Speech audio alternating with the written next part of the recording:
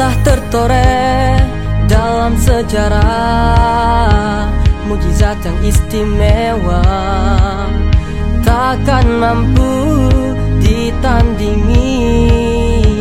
Itulah kuasa ilahi. Di malam yang penuh berkah, Jibril datang menyapa, membawa kabar gembira bagi makhluk termulia.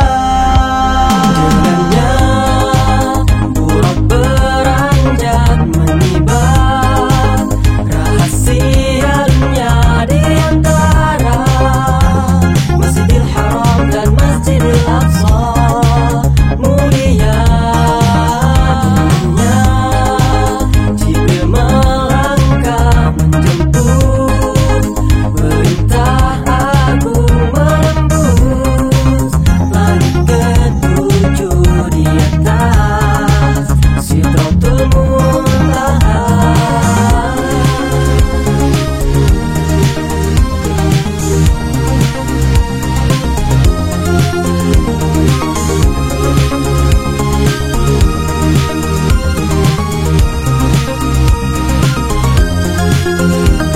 Di Masjidil Aqsa telah bersua para nabi dan rasul sebelumnya, menjadi imam sholat untuk mereka.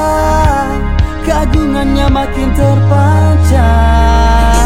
Pintu-pintu langit dibuka dengan sapa dan doa dari para malaikat dan nabi, mengiringi perjalanan baginda.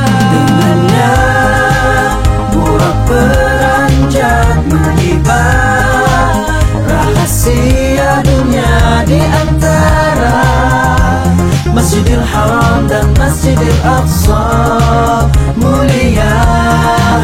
Dengannya Jibril melangkah menjemput, perintah agung menembus langit ketujuh di atas Sidratul Muntaha. Tujuannya perintah mulia diterimanya, bukan berjumpa menemui dengan Allah Maha Suci.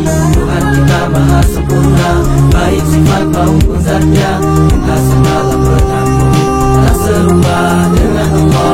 Memuliakan Rasul, tujuannya perintah mulia diterimanya, bukan berjumpa menemui dengan Allah Maha Suci. Tuhan kita Maha sempurna, baik sifat maupun zatnya, kita segala bertakwa tak serupa dengan Allah. Memuliakan Rasul, tujuannya perintah mulia diterimanya, bukan berjumpa menemui dengan Allah Maha Suci. Tuhan kita Maha sempurna, baik sifat maupun zatnya, kita segala bertakwa tak serupa dengan Allah. Memuliakan Rasul, tujuannya perintah mulia diterimanya, bukan berjumpa menemui dengan Allah Maha Suci. Tuhan kita Maha sempurna, baik sifat maupun zatnya, lintasan dalam benakmu tak serupa dengan Allah.